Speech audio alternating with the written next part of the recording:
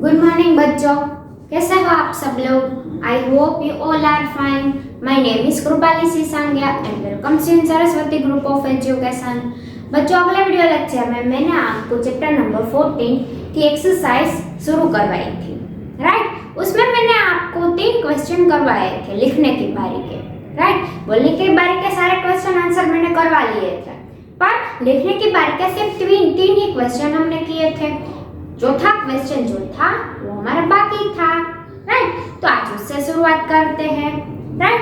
तो चौथा क्वेश्चन कौन सा दिया गया है कि रघुवीर ने अपने पिता से माफी क्यों मांगी? जो रघुवीर नाम का बच्चा था ना, उसने अपने पिता से माफी क्यों मांगी? ऐसा क्या कर दिया था उसने जो माफी मांगनी पड़ी? तो उसका आंसर आएगा कि रघुवीर पिता की तरफ मालाएं बनाकर बेचता था। ये आपको पता है कि जो जब छुट्टियों के दिन होते थे तो वो अपने पिताजी से माला बनाना सीखा था। फिर धीरे धीरे वो माला बनाना जान गए, फिर अपने पिता से भी दुगनी कमाई वो करने लगा। फिर क्या हुआ कि माला बनाकर बेचता तो था, फिर उसके अंदर एक घमंड आ गया कि मैं तो अपने पिताजी से भी अच्छी माला बनाने लगा, तो अब मैं अपने हाथों को क्यों सुधारूं? मेरे पिताजी तो मुझे ऐसे ही सलाह देते रहते हैं, उसका तो काम ही है। तो उसके मन में ऐसी बात आ गई थी, तो उसके पिताजी ने उसे समझाया था। क्या समझाया था? कि जिससे उसे रियलाइज हो गया और उसे माफी मांगनी पड़ी। तो ये सारी बातें इस 4th क्वेश्चन में आने वाली है, राइट? तो रघुवीर पिता की तरह मालाएं बनाकर बेचता था।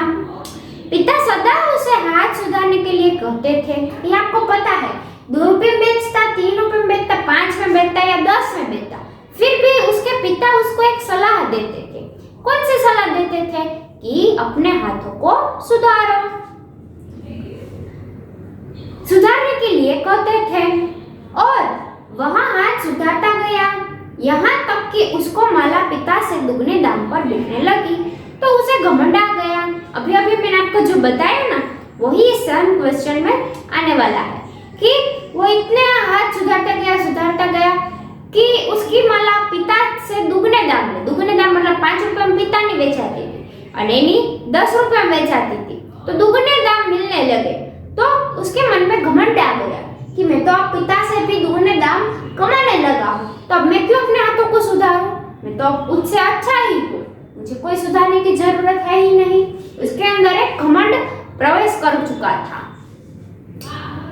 पिता ने कहा कि यदि सुधार की कोई संभावना ही नहीं है तो अब तुम्हारी माला की कीमत नहीं बढ़ेगी। यदि तुम्हें ऐसा, फिर उसके पिता ने क्या कहा?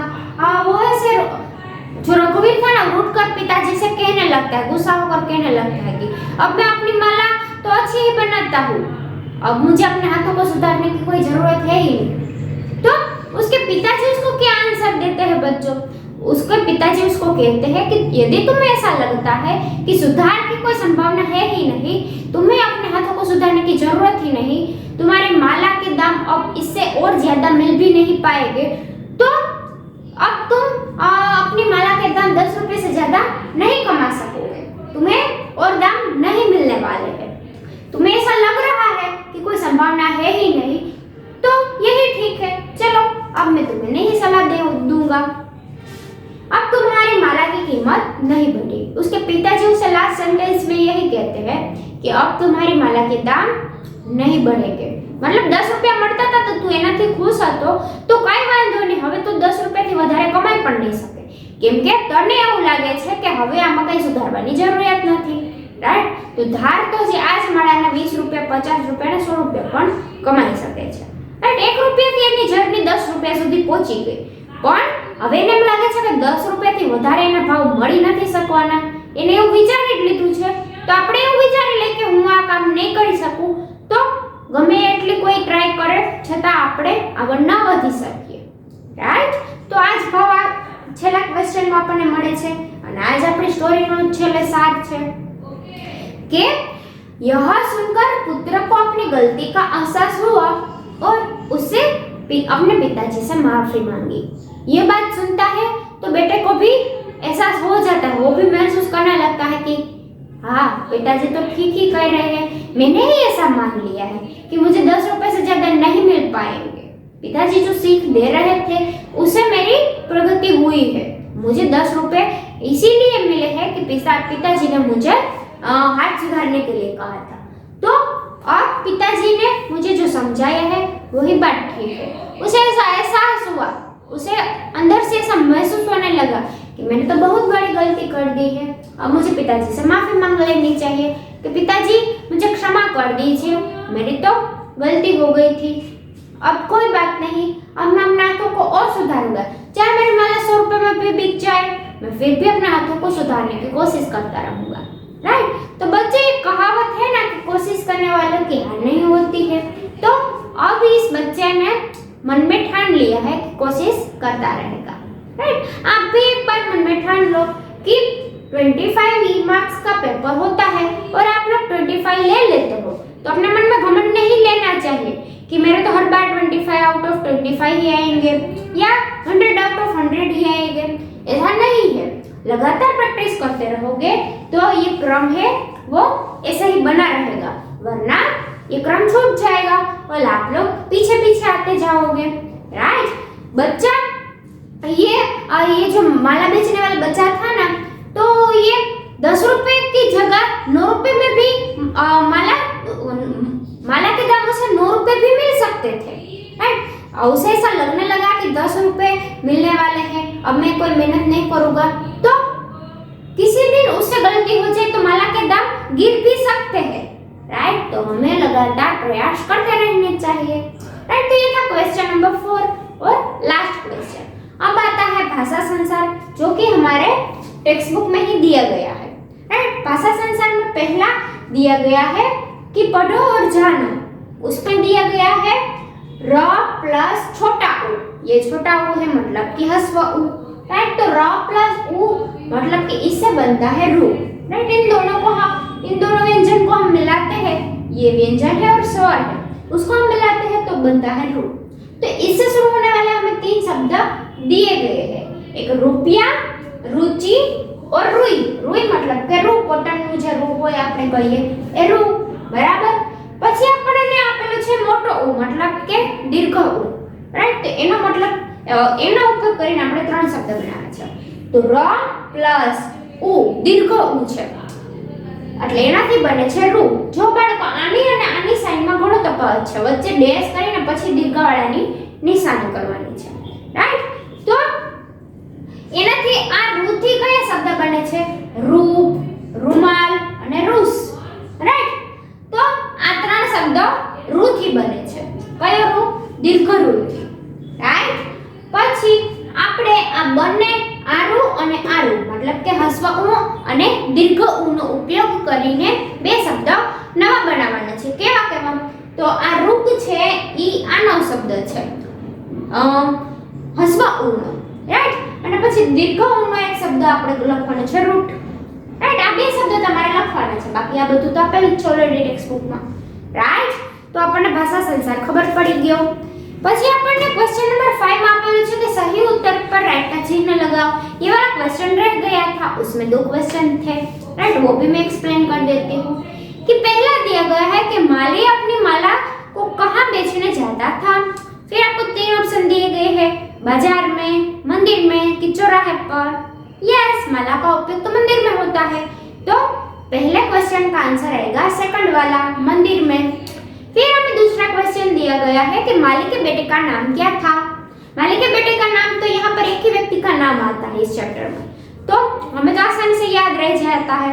राइट? यहाँ पर 10-12 व्यक्ति हो तो हमें याद रखने में थोड़ी मुश्किल रहती है, पर यहाँ पर एक ही बच्चा था और उसका नाम था रघुवीर, तो हमें कुछ और सोचना ही नहीं है। राइट? तो सेकंड वाले में आएगा कौन? रघुवीर। फिर हमें पेज नंबर 78 पर पढ़ो और सीखो, ये वाला क्वेश्चन दिया गया है। ये क्वेश्चन दिया गया है, ये हमने कर लिया। फिर क्वेश्चन नंबर 2 दिया गया है कि रेखा खींचकर विलोम शब्दों का मिलान कीजिए। अब विलोम शब्द तो आप लोग अच्छे से जान गए हो। राइट? फिर भी मैं आपको बता देती हूँ कि विलोम शब्दों का मतलब होता है एकदम उल्टा अर्थ। राइट? 2 व्यक्ति होते हैं पर एकदम दोनों बिल्कुल ऑपोजिट क्वालिटी के हो तो दोनों में झगड़ा हो जाता है ना। राइट, तो वैसा ही है यहाँ पर कि विलोम शब्द मतलब के जो अर्थ शब्द दिया गया होता है ना उसका बिल्कुल ही ऑपोजिट वाला अर्थ हमें ढूंढना है। यहाँ पर हमें सामने ऑप्शन में दिए गए हैं, आपको उसके साथ जोड़ देने हैं। राइट, तो पहला दिया गया है खरीदना। खरीदना मतलब के खरीदू, खरीदू तो बेचू, खरीदना तो बेचना। फिर बहुत, तो बहुत का विलोम शब्द होता है कम, बहुत तो कम। राइट, बहुत तो कम। फिर अच्छा, अच्छा तो बुरा। राइट, तो तीन ही विलोम शब्द दिए गए थे। फिर क्वेश्चन नंबर 3 दिया गया है कि दिए गए अंकों को शब्दों में लिखो। यहाँ पर गिनती दी गई है 1 to 100 तक की, तो 10, 20, 30, 40, 50, 60, 70, 80, 90 और 100। यहाँ पर जो ब्लैंक प्लेस दी गई है वहां पर आपको ये 10 से लेकर 100 तक के सारे अंक लिख देने हैं। अंक को शब्द में लिखना है। राइट, यहाँ पर अंक में तो दिया ही गया है, आपको शब्द में लिखना है। राइट, फिर आपका एक्टिविटी का पार्ट आता है। राइट, उसमें क्या दिया गया है, शतरंगी रचनात्मक गतिविधियां। उसमें आपको क्या करना है, सिर्फ आपको पढ़ना ही है। ये आपके नॉलेज के लिए यहाँ पर दिया गया है कि 1 मिनट में 60 सेकंड होते हैं, एक दिन में 24 घंटे होते हैं, एक महीने में 30 या 31 दिन होते हैं, और ये फरवरी चल रहा है तो उसमें 28, और जब लीप ईयर आता है तब उसमें 29 डेज होते हैं। फिर 1 घंटा मतलब कि 1 घंटे में 60 मिनट होती है, एक सप्ताह में 7 दिन होते हैं, और एक वर्ष में 365 डेज होते हैं। फिर आपको येलो कलर का एक बॉक्स दिया गया है, उसमें एक नोट लिखी हुई है कि फरवरी 28 दिन का होता है, प्रत्येक 4 वर्ष के बाद यह 29 दिन का हो जाता है। इसी तरह प्रत्येक 4 वर्ष के बाद वर्ष 366 दिनों का हो जाता है। मतलब કે આપણને ખબર છે કે એક વર્ષના 365 દિવસ હોય, પણ ફેબ્રુઆરીમાં જ્યારે લીપ યર આવતું, मतलब કે દર 4 વર્ષે લીપ યર આવે। લીપ યર मतलब કે ત્યારે ફેબ્રુઆરીમાં 29 દિવસો હોય। આમ તો જનરલી ફેબ્રુઆરીમાં 28 દિવસો હોય, પણ 4 વર્ષ પછી જ્યારે ફેબ્રુઆરી આવે ત્યારે આપણને એમાં 29 દિવસો જોવા મળે છે। ત્યારે વર્ષની 1 વર્ષના દિવસોની સંખ્યામાં પણ ફેરફાર થાય છે। ત્યારે 365 દિવસને બદલે 366 દિવસ હોય છે। રાઈટ, તો આ આપણી ખાલી જાણકારી માટે જ હતું, અને આ જીકે નો પણ ક્વેશ્ચન છે। રાઈટ બાળકો, તો જીકે બધી જગ્યાએથી મળી જાય છે। ઓકે, તો હવે આવે છે પેજ નંબર 79। એમાં क्वेश्चन नंबर 2 आपेलो છે कि त्योहारों के दिनों में हम सबके घर के आसपास माला बेचने वाले आते हैं। अब की बार उनसे पूछना कि वे कहाँ से फूल लाते हैं, कितने लाते हैं, कितने पैसे का लाते हैं, माला कितनी बेचते हैं। ध्यान से देखो, वे माला भी कई तरह की बनाते हैं। देखो, समझो और जानकारी प्राप्त करो। तो ये आपके इंटरेस्ट का सब्जेक्ट दिया गया है, मतलब कि आपको माला बेचने वाले से पूछना है कि वो कहाँ से फूल लाते हैं, कितने रुपए में फूल लाते हैं, और कितने रुपए में माला बनाकर बेचते हैं, कितने रुपए से शुरू करके कितने रुपए तक की माला ये बेचते हैं। राइट, तो बच्चों ये आपकी एक्टिविटी का पार्ट है कि मालाएं किस किस प्रकार की बनती है और कितने रुपए में बेचे जा सकते हैं, ये आपको माले को पूछना है। राइट, फिर आता है क्वेश्चन नंबर 3, फूलों के नाम लिखो और उसमें रंग भरो। यहाँ पर आपको 6 फूल दिए गए। तो पहला फूल है वो आपका प्रिय होगा गुलाब, तो उसमें आपको रंग भरना है। फिर दूसरे नंबर का फूल है वो है डहलिया, और उसे गुलदाउदी भी कहते हैं। राइट, तो आपको उसमें रंग भरना है। फिर गेंदा दिया गया है, फिर सूरजमुखी दी गई है, फिर कमल का फूल दिया गया है, फिर नलिनी और तुलिप का फूल भी दिया गया है। बच्चों, इसमें से आपको 3-4 फूल ऐसे लगेंगे जो आप लोगों के लिए नए होंगे, पर आप लोग उसे देखना चाहते हो तो इंटरनेट पर आप सर्च करोगे तो आपको बिल्कुल सेम टू सेम यही फूल दिखने मिलेंगे। राइट, तो ये था हमारा चैप्टर नंबर 14 टेक्स्ट बुक में यहाँ पर कंप्लीट हो जाता है। अब मैं आपको अभ्यास पुस्तिका में वो एक्सप्लेन करूंगी। राइट, अभ्यास पुस्तिकाમાં આપણે ચેપ્ટર નંબર 14 ની શરૂઆત કરીએ। રાઈટ, હમણાં આપણે આપણી ટેક્સ્ટ બુકમાં જે એક્સરસાઇઝ હતી એ કમ્પ્લીટ કરી લીધી. હવે આપણે ચેપ્ટર નંબર 14 આપણે અભ્યાસ પુસ્તિકામાં આપેલું છે એને કમ્પ્લીટ કરીએ.